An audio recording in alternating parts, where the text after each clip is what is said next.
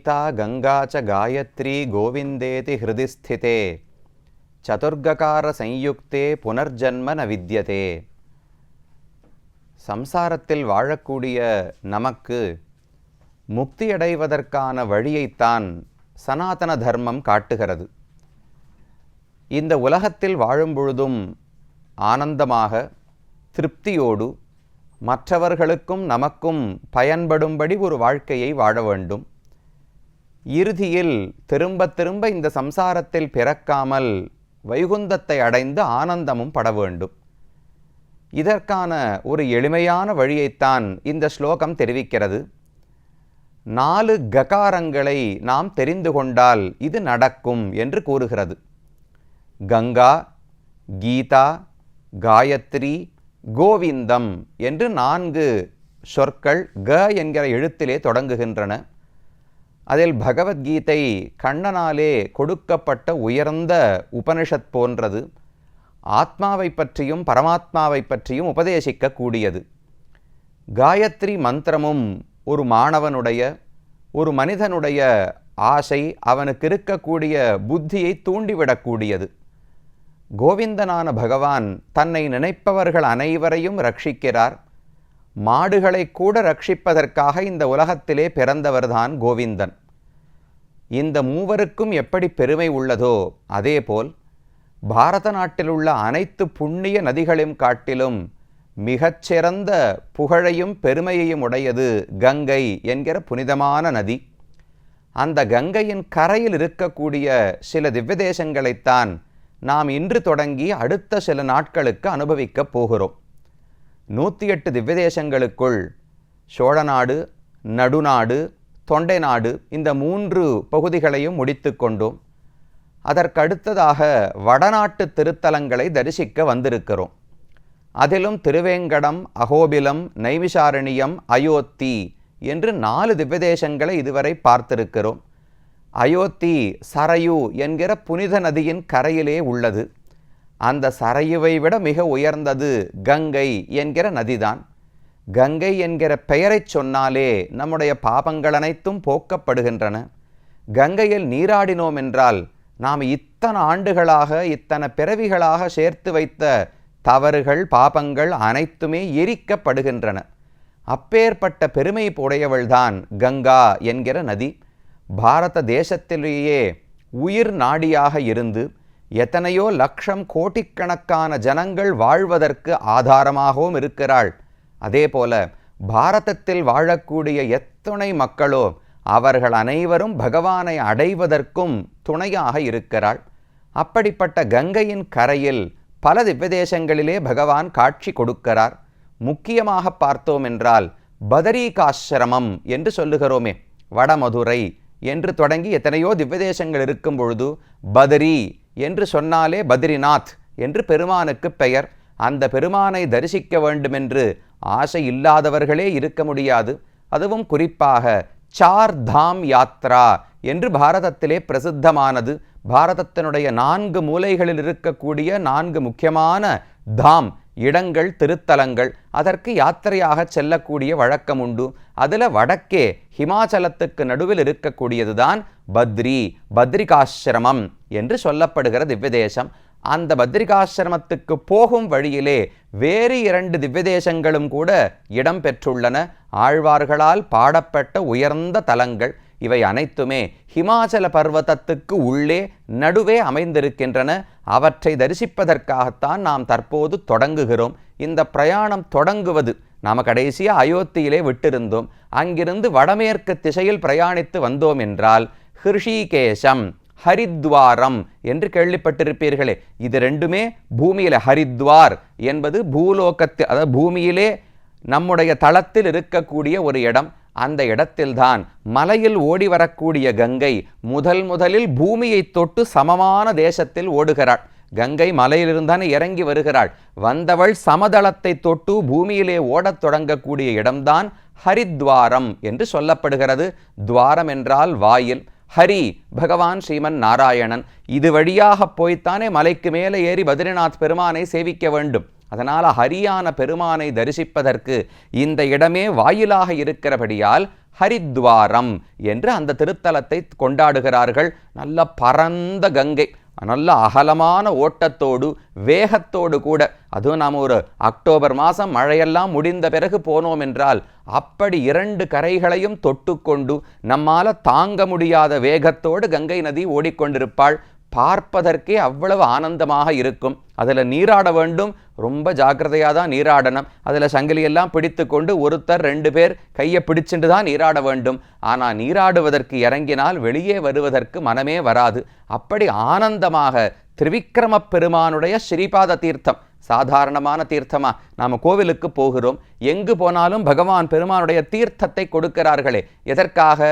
அவர் உண்ட தீர்த்தம், அவர் குளித்த தீர்த்தம், அவர் திருமேனியில பட்ட தீர்த்தத்தை நாம் உட்கொண்டோம் என்றால் அது நமக்குள்ள இருக்கக்கூடிய அழுக்குகள், தேவையில்லாத எண்ணங்கள், ரஜோகுணம், தமோகுணம், இது அனைத்தையும் கட்டுப்படுத்த உதவுகிறது. பகவானுடைய தீர்த்தம் மட்டுமல்ல, ஏதத் சமஸ்த பாபானாம் பிராயஷ்சித்தம் மனிஷிபிகி நிர்ணீதம் பகவத் பக்த பாதோதக நிஷேவனம் என்று தெரிவிப்பார்கள். பகவானுடைய பக்தர்களின் திருவடிகளை விளக்கி அந்த தீர்த்தத்தை உட்கொள்வதும் எல்லா பாபங்களையும் போக்குமாம். அதைத்தான் ஸ்ரீபாத தீர்த்தம் என்று கொண்டாடுகிறோம். அப்படி திரிவிக்ரம பெருமானுடைய ஸ்ரீபாத தீர்த்தமாக விளங்குபவள்தான் கங்கை என்கிற நதி. இந்த நதி பூலோகத்தில் ஓடிய நதியே கிடையாது, எங்கோ ஸ்வர்க்கத்திலே தான் ஓடிக்கொண்டிருந்தாள். அந்த நதியை பகீரதன் என்பவர்தான் கீழே பூமிக்கு அழைத்து வந்தார். அந்த கதை என்னன்னு தான் இன்றைக்கு பார்க்க போகிறோம். ஏன்னா மேலே பார்க்க போகிற தலங்கள் எல்லாம் கங்கையின் கரையிலே உள்ளன. அப்போ முதல்ல கங்கையினுடைய பெருமை என்ன, அவளுடைய உற்பத்தி கதை என்னன்னு பார்க்க வேண்டாமா? ராமனுடைய முன்னோர்கள் சூரிய வம்சத்து அரசர்களுக்குள்ளே சகரன் என்று ஒரு அரசன் இருந்தான். அவன் பெரிய ராஜா, பெரிய யாகங்களை எல்லாம் செய்து பழக்கப்பட்டவன். அவனுக்கு 2 மனைவிகள். ஒரு மனைவியினிடத்தில் 60,000 குழந்தைகளை பெற்றெடுத்தான். மற்றொரு மனைவியினிடத்தில் ஒரே ஒரு குழந்தை, அசமஞ்சஸ் என்று அந்த குழந்தைக்கு பெயர், அந்த பையனுக்கு பெயர். இப்படி 60,001 பிள்ளைகள் இருந்தார்கள். அந்த சகரன் ஒரு அஸ்வமேத யாகம், குதிரையை வைத்து செய்யக்கூடிய யாகத்தை தொடங்கினான். அவன் செய்வது பொறுக்காமல் இந்திரன் அந்த குதிரையை திருடி எடுத்துக்கொண்டு நேர பாதாள லோகத்தில் போய் அங்கு கபிலாச்சாரியர் என்று ஒரு பெரிய ரிஷி, பகவானுடைய அவதாரம் கபிலர் என்பவர், அவர் தவம் செய்து கொண்டிருந்தார். அவருக்கு பக்கத்தில் அந்த குதிரையை கட்டி வைத்துவிட்டு இந்திரன் சென்று விட்டார். யாகத்துக்கு குதிரை இல்லாமல் செய்ய முடியாது. அப்ப சகரன் தன்னுடைய 60,000 மகன்களையும் பூலோகம் முழுவதும் தேடுவதற்காக அனுப்பினார். எங்கு தேடியும் குதிரைகளை கண்டுபிடிக்க முடியவில்லை. சரி, வேறெங்காவது இருப்பார்களோன்னு பூமிக்குள்ளே தோண்டிக் கொண்டு சென்று கடைசியில பாதாளம் வளைக்கும் தேடிக்கொண்டு போனார்கள். அங்கு போய் பார்த்தால் கபிலாச்சாரியர் அமர்ந்து தவத்துல கண்ணமூடின் இருக்கார். அருகில குதிரை மேய்ந்து கொண்டிருக்கிறது. இவர்தான் திருடி இருக்க வேண்டும் என்று கோபப்பட்டு அவரை தாக்குவதற்காக அனைவரும் ஓடினார்கள். அவர் கண்ணை திறந்து பார்த்து கோபத்தோடு 60,000 மகன்களையும் சாம்பலாக எரித்து விட்டார். அவருக்கு இருந்த தேஜஸ் பார்த்த உடனே அனைவரையும் எரித்தார். சகரன் இன்னும் பூலோகத்தில் காத்து கொண்டிருக்கிறார். போன குதிரையையும் காணும், 60,000 மகன்களையும் காணும். என்ன செய்வதுன்னு தெரியாமல் காத்திருந்தார். அப்ப இன்னொரு பிள்ளை, அவனுக்கு அசமஞ்சஸ் என்று பெயர். பெயரை பார்த்தாலே அசமஞ்சஸ், எதையும் செய்வதற்கு லாயக்கு கிடையாது, சாமர்த்தியம் கிடையாது. அதனால் அவனிடத்தில் சொல்லி பிரயோஜனம் கிடையாது. அந்த அசமஞ்சஸினுடைய பிள்ளை அம்சுமான் என்று இருந்தான். அவனிடத்தில் சகரன் பேரனிடத்துல தாத்தா பிரார்த்தித்தார், நீ போய் தேடு என்று. அம்சுமான் வாழ்நாள் முழுக்க தேடியும் எங்கு போனார்கள் தன்னுடைய பெரியப்பா முதலானவர்கள் 60,000 பேர்னு கண்டுபிடிக்க முடியவில்லை. அவனுடைய பிள்ளை திலீபன் என்று இருந்தான். அவன் வாழ்நாளிலும் கண்டுபிடிக்க முடியவில்லை. அவனுடைய மகன்தான் பகீரதன் என்று சொல்லப்படுபவன். பொதுவாக ஒரு முயற்சி, விடாமுயற்சி என்று சொல்ல வேண்டுமென்றாலே பகீரத பிரயத்தனம் என்று எடுத்துக்காட்டாக சொல்லுவார்கள். அப்படி விடாமுயற்சி பகீரதனுக்கு இருந்தது. எப்படியோ சுத்தி சுத்தி பாதாளத்துக்கு போய் இங்குதான் நம்முடைய மூதாதையர்களுடைய சாம்பல் இருக்கிறது, சகரனுடைய 60,000 மகன்களும் கபிலரால் எரிக்கப்பட்டு இங்குதான் உள்ளார்கள் என்று தெரிந்து கொண்டார். இதிலிருந்து எப்படி சாப விமோசனத்தை அவர்களுக்கு பெற்றுக் கொடுப்பது? நம் முன்னோர்களுக்கு ஒரு சாபம்னா நாம தானே போக்க வேண்டும். அதனால என்ன செய்வதுன்னு கேட்டபோது, கங்கை என்று ஸ்வர்க்கத்தில் ஒரு நதி ஓடுகிறாள். அந்த நதி கீழே பூலோகத்துக்கு வந்து அந்த தண்ணீரில் இவர்கள் சாம்பல் கழுவப்பட்டால் அப்போது சாப விமோசனம் பெறுவார்கள் என்று கேள்விப்பட்டார் பகீரதன். சரின்னு நேர பிரம்மாவை குறித்து தவம் செய்ய தொடங்கினார். அந்த தவம் பண்ணதெல்லாம் இங்கேதான், ஹரித்வாரம், ரிஷிகேசம், இதற்கு மேல பிந்து சரஸ் என்றெல்லாம் இடங்கள் இருக்கின்றன. ரிஷிகேஷ் என்பது பல ரிஷிகள் இருந்து அந்த இடத்துல தொடர்ந்து தவம் செய்து கொண்டு வந்தார்கள். அந்த இடத்துல பகீரதனும் இருந்து பல ஆயிரம் ஆண்டுகளுக்கு தவம் செய்தான் நான்முகக் கடவுளான பிரம்மாவை குறித்து. அவர் சரின்னு மனமுவந்து வந்து என்ன வேணும்னு கேட்டார். இது போல ஆகாசத்துல கங்கைன்னு ஓடுகிறதாமே, அந்த நதி வேண்டும். ஏன் முன்னாடி பூலோகத்துல கிடையாதானால் நாம் இப்போது பூலோகத்தில் பார்ப்பது மட்டும் கங்கை நதி கிடையாது. கூரத்தாழ்வான் என்கிற ஆச்சாரியன் ஒரு ஸ்லோகத்தில் தெரிவிக்கிறார், துவத் பாதாப்ஜே பிரஜாதா சுரசரித் அபவத் பிராக் சதுர்தா ததஸ்தாசு. பகவானுடைய திருவடி திருவிக்ரமாவதாரம் எடுத்த போது ஒரு திருவடி சத்தியலோகத்துக்கு போச்சு. அந்த திருவடியை தன்னுடைய கமண்டலுவில் இருந்த தீர்த்தம் தர்ம தேவதையே தீர்த்தமாக உருவெடுத்து கொண்டாராம். அந்த தண்ணீரால பகவானுடைய திருவடிகளை கழுவினார் பிரம்மா. அந்த தீர்த்தம் தான் கீழே கங்கையாக ஓடி வருகிறது. அது முதல்ல 4ஆ பிரிஞ்சுதான். அதில் ஒன்று துருவலோகத்தை குறித்து போச்சு, ஒன்று ஸ்வர்கலோகத்துக்கு வந்தது. அந்த ஸ்வர்கலோகத்தில் வந்தது 7ஆ பிரிந்தது. அதில் ஒரே ஒரு பகுதி, ஒரே ஒரு கிளை மட்டும்தான் கீழே பூலோகத்தை நோக்கி வந்தது. சரி, அனுப்புகிறேன், ஒரு கிளை கங்கையினுடைய ஒரு கிளையை பூலோகத்துக்கு அனுப்புகிறேன்னு ஒத்துக்கொண்டார். ஆனால் அப்பேற்பட்ட கங்கை நேர பூமியில் வந்து பட்டால் பூமி பிளந்து போய்விடும், அதனால் தாங்க முடியாது. சரின்னு சிவபெருமானை நோக்கி பல ஆயிரம் ஆண்டுகள் பகீரதன் தவம் செய்து உம்முடைய தலையிலே இந்த கங்கையை தாங்கிக் கொண்டு நீர் கீழே விட வேண்டும் என்று பிரார்த்தித்தார். சரின்னு சிவபெருமானும் ஒப்புக்கொண்டார். அப்ப திரிவிக்ரம ஸ்ரீபாத தீர்த்தம் நேர கீழே பூலோகம் நோக்கி வந்தது.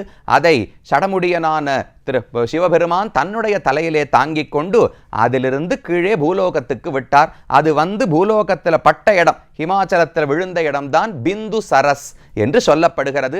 இது தோன்றுவது கங்கோத்ரின்னு சொல்லுகிறோம் அல்லவா, 2 நதிகளாக. இன்னைக்கு நாம கங்கையை பார்க்கும் பொழுது 2 நதிகள் இருக்கின்றன. ஒன்னுத்துக்கு பாகீரதி, பகீரதனால் அழைத்து வரப்பட்டபடியால பாகீரதி என்று பெயர். இன்னொரு நதிக்கு அலகநந்தா என்று பெயர். அலகாபுரின்னு இமாச்சலத்தில் இருக்கக்கூடிய உயர்ந்த நகரம் ஒன்று, அதரிலிருந்து வந்தபடியால் அலகநந்தான்னு பெயர். இந்த 2ம் சேர்ந்துதான் மேலே கங்கை என்கிற பெயரோடு ஓடுகின்றன.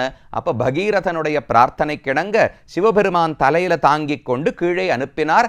அந்த கங்கை தான் ஓடி வந்து பாதாளம் வரைக்கும் சென்று சகரனுடைய மகன்களினுடைய சாம்பலை கழுவி அவர்களுக்கு சாப விமோசனத்தையும் கொடுத்தது. அன்று தொடங்கி இன்று வரைக்கும் அந்த கங்கையில குளிச்சாலே போரும். குளிக்கும் போது ஒரே ஒரு எண்ணம் இருக்கணும், இது திரிவிக்ரம பெருமானுடைய ஸ்ரீபாத தீர்த்தம், இதை என் மேல் பட்டாலே எனக்கு புனிதத்தன்மை ஏற்படும்.